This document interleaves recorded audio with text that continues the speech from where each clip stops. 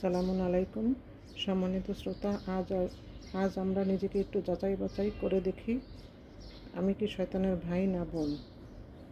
পবিত্র কোরআনে আল্লাহ তাআলা বলেছেন, অপচয়কারী শয়তানের ভাই বা বোন।